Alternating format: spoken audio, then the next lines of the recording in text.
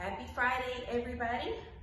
We have now made it through week 2 of our new homeschool online schooling adventure. We're gonna keep plugging away. We're gonna start with our stretches, just like we always do.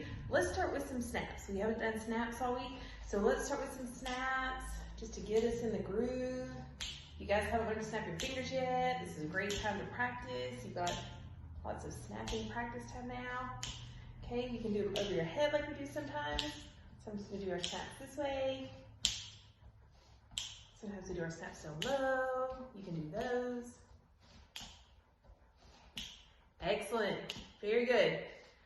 Now we're gonna do some balance work today. Now that we're all kind of warmed up, we're gonna do our balance work. So get your feet nice and firmly planted. I'm barefoot and that helps, I think.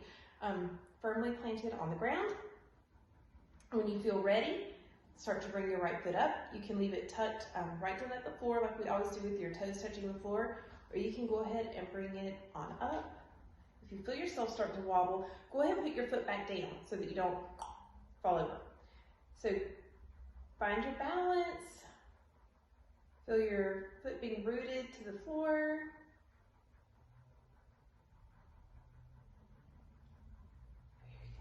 Now let's try the other foot.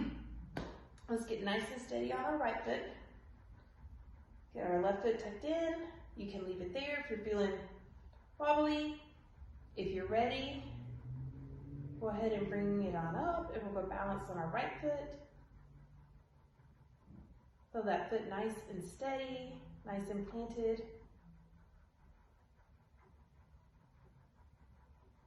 Very good. All right, let's end with a hook up. Bring your hands across, link them together. Nice and tight under your chin. And cross your leg over. A nice tight hook up. Take a deep breath. One more. And remember, those hookups can be used anytime throughout the day, not just in our morning stretches. Now we're going to do a little calendar work and read our book. Whoops. Sorry. I need a camera crew. I'll get on that. Okay. Here you go. Put you right there so you can see. Boop. Okay. So we are now in April. We're out of March that came, remember, in like a lion and out like a lamb. Now we're in April. And do you know what they say about April? Have you guys ever heard April showers bring May flowers? So we'll talk about that a little later on in the month. But let's see what today is. We have Monday, Tuesday, Wednesday, Thursday, Friday, Saturday, and Sunday, the days of the week.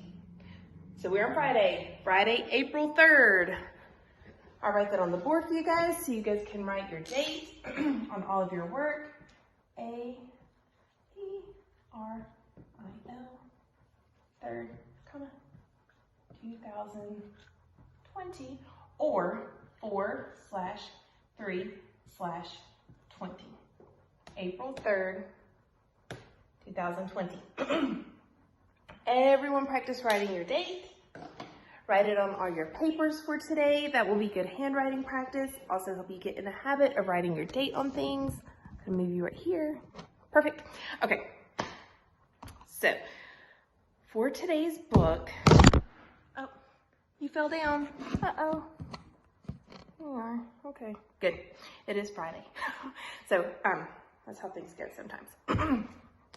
I love, love, love this book. Mostly because it has really beautiful illustrations. So we're gonna read some of this book today. This was on our mammal shelf, and it says, Animals Born Alive and Well. So think about the title of the book for just a second. It's by Ruth Heller, and think about what does that mean in relationship to our mammal study? Animals born alive and well. That's what we talked about, right? That one of our characteristics of mammals is they give birth to to live babies. So this says, here's our picture I'll show you. This says, mammals are animals with fur or hair who nurse their young and breathe fresh air. They don't lay eggs, except these two. They are the only two who do. And it shows the spiny anteater and the duck-billed platypus. They don't lay eggs, as I have said, they're born alive and well instead. So it's talking about all other mammals are born alive and well.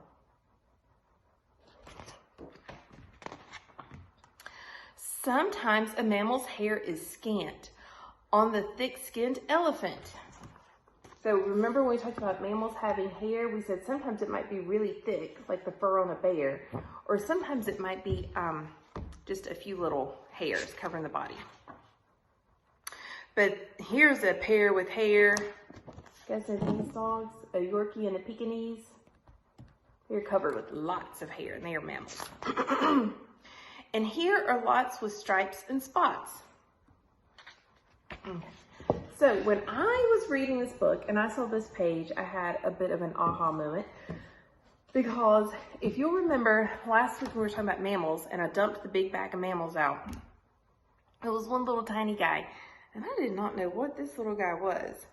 But now, take a look at him. Okay. Look, he's got a little tiny bit of antlers, or yeah, on his head. Okay, so now look at this page, and so look, he's got kind of a little short tail. I don't know if you can see. He's tiny. This is hard to see. But see how he's got a little short tail? Okay, so look at this guy. Now look back at our book. I think I found out what he is. You guys see him? You see him? I think he's an okapi. Okay, which lives in Africa. So I think he's an okapi. You see his little stripes on his bottom? Look at this guy.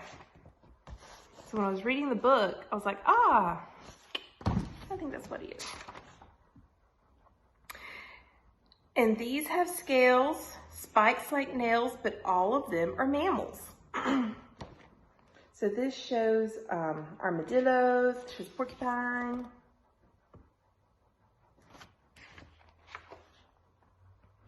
And like all the others, they're nourished by their mothers. That was another thing that we learned about mammals is they nurse milk from their mothers. Mammals are wild and mammals are tame. All do more or less the same. So we've talked about tame or domesticated mammals, like the little kitty cat here on the bed. We've talked about wild mammals like tigers or deer. Marsupials are different, but they are mammals. When they are very, very small, into mother's pouch they crawl and grow just like a kangaroo. Koalas are marsupials too. We talked about that when we did our mammal book, our intro to mammals. Mammals all breathe air, you understand. This isn't hard for those on land or even those found underground. They're little moles. Do you see them underground? Reminds me of our fantastic Mr. Fox book. Or those who fly. So which kinds of mammals fly? See the bats. Or climb up high.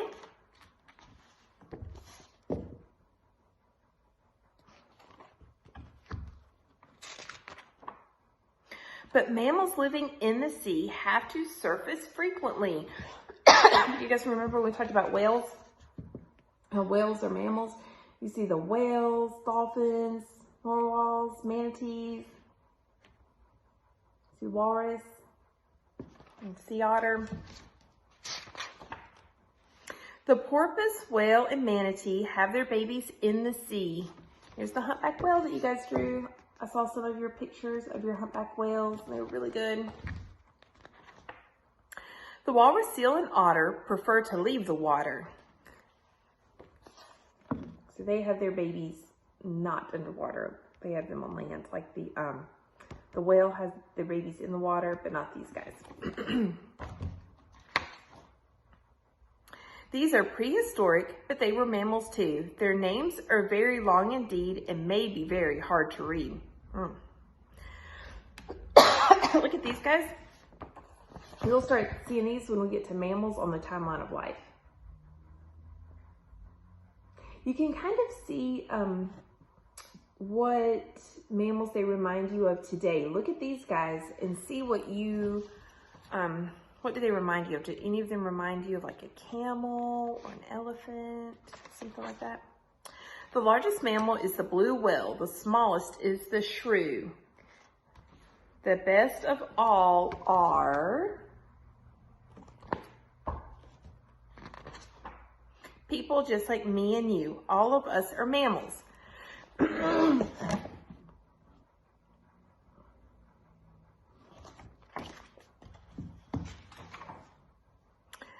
There's no more to discuss. Everyone who's born alive is viviparous.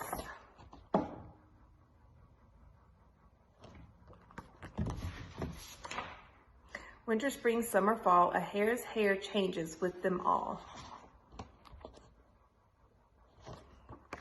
So that's our little book about mammals. We'll be finishing up our mammal study soon. This week we talked about what mammals like to eat. So think about, do you guys remember what a carnivore is, and a herbivore, and an omnivore? Think about that. All right, I hope you guys have a really good weekend. Enjoy the rest of your lessons for today. Have some fun this weekend, and let me know if you need anything from me. Have your mom or dad call me or text me or email me if you need anything. Otherwise, I'll just be getting everything ready for you guys for next week. Bye.